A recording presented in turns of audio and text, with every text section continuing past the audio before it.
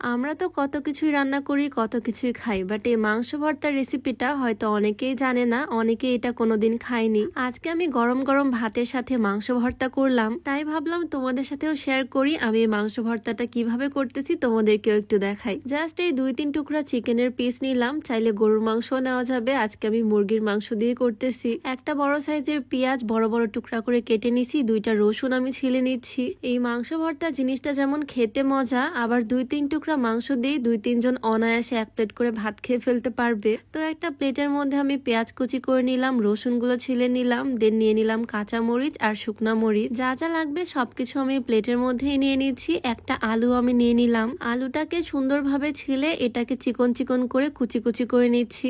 আমরা বাঙালি মানুষ ভর্তা ভাজি আমরা একটু বেশি পছন্দ করি, বাট এই মাংস ভর্তা জিনিসটা আসলে অনেক ইউনিক। যাই হোক, আলুটাকে আমি কুচি কুচি করে কেটে নিলাম। আর এই তো আমার চিকেনের পিসগুলো সবকিছু অলরেডি এখানে রেডি। এখন চিকেনের পিসগুলোকে আমি সুন্দরভাবে কিমা করে নিচ্ছি। একটা ছুরি দিয়ে আমি মাংসটাকে থেতলে নিচ্ছি যাতে খুব সুন্দরভাবে সিদ্ধ হয়ে যায়। এপিট ওপিট করে সুন্দর করে আমি ছুরি দিয়ে বাড়ি দিয়ে নিচ্ছি বারবার। আমি এখানে 3-4 টুকরা চিকেনের পিস নিছি, একদম ছোট ছোট, বাট বাড়ি দেওয়ার পর অনেকটা চ্যাপটা হয়ে গেছে। সবকিছু আমার এখানে রেডি, জাস্ট আমি আদার কথা একদম ভুলে গেছিলাম, লাস্টে আমি আদাটাও অ্যাড করে দিলাম। আদাগুলোকে চিকন করে কুচি করে নিচ্ছি। এই ভর্তাতে দেখো কি কি অ্যাড করছি আমি, পেঁয়াজ, রসুন, আদা, কাঁচামরিচ, শুকনা মরিচ, চিকেন আর আলু সবকিছু প্লেটের মধ্যে ধুয়ে রেডি করে আমি চলে আসলাম চুলার কাছে। একটা প্যান আমি চুলায় বসিয়ে দিলাম, এটার মধ্যে দিয়ে দিলাম সরিষার তেল। তেলটা একটু গরম হয়ে গেলে তার মধ্যে আমি দিয়ে দিচ্ছি কালো জিরা ফোড়ন। ভর্তা ভাজিতে কালো জিরাটা বেশ ভালো লাগে। আর তারপরে দিয়ে দিলাম অল্প একটু জিরা, আর একটু পরিমাণে তেল দিয়ে আমি এর মধ্যে দিয়ে দিলাম পেঁয়াজ কুচিগুলো। পেঁয়াজগুলো আমি বেশ মোটা মোটা করেই কুচি করছি।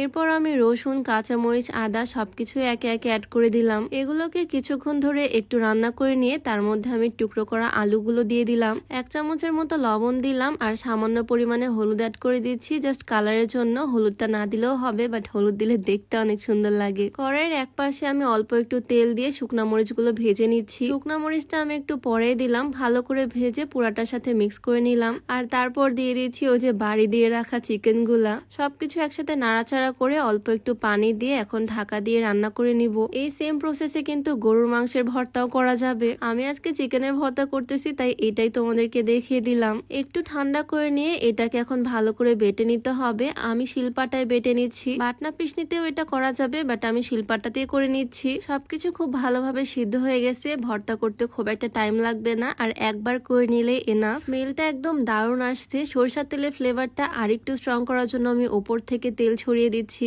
এই তো আমার মাংসের ভর্তা একদম রেডি। তোমরাই বলো এটা খেতে কেমন লাগবে, দেখে কি মনে হচ্ছে? বানানো কিন্তু একদম ইজি, আমি দেখিয়ে দিলাম, চাইলে তোমরা ট্রাই করতে পারো এটা। আমি অল্প একটু গরম ভাত পাটার উপরেই নিয়ে নিলাম। ছোটবেলা আম্মু যখন শিলপাটায় ভর্তা করতো তখন পাটার উপরে ভাত আমি খেতাম, খুব মজা লাগতো। আজকে নিজেই পাটার উপরে ভাত নিয়ে খাচ্ছি। সত্যি বলতে আমার কাছে এটা টেস্ট দারুণ লাগছে। ঝাল ঝাল একটা ভর্তা, একদমই ইউনিক টেস্ট, আর চিকেনেরও একটু ফ্লেভার আসতেছে, মানে দারুণ খেতে এক কথায়। 2-3 টুকরা চিকেন দিয়ে কতগুলো ভর্তা হয়েছে, 3-4 জন অনায়াসে খেয়ে ফেলতে পারবে। গরম গরম ভাত আর একটু ভর্তা আমি নিয়ে নিলাম, এটা এখন নিয়ে যাবো আমার হাজবেন্ডের কাছে। আমি তো পাটার উপরে টেস্ট করছি, আমার কাছে অনেক ভালো লাগছে, আর ও খেয়ে বললো ওর কাছেও নাকি দারুণ লাগছে এটার টেস্ট। তো এই রেসিপিটা তোমাদের কাছে কেমন লাগলো অবশ্যই কমেন্টে জানিও। তো আজকে ভিডিও এখানেই শেষ করছি, সবাইকে আল্লাহ হাফিজ।